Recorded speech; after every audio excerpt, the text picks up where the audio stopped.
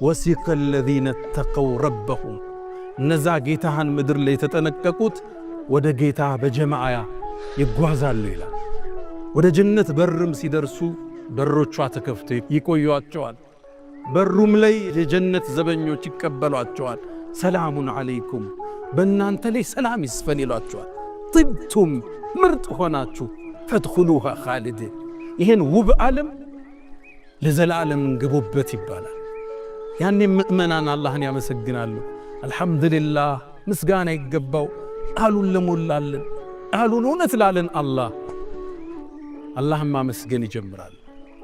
ጀነት ስንገባባት ጸጋዎቿ ማይቋረጥ ምቾቶቿ የበዛ የተድላ የፌሽታ ሀገር።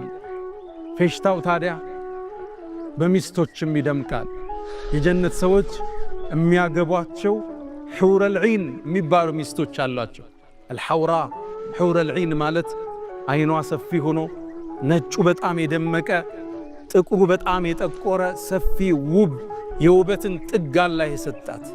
አላህ ሲገልጻት ሉእሉእ መክኑን ተከድና ተሸፍና ለዓመታት የተቀመጠች ሉል ነው የምትመስለው ስትገልጣት። ይቺ የጀነት ሰዎች ባለቤት ነች።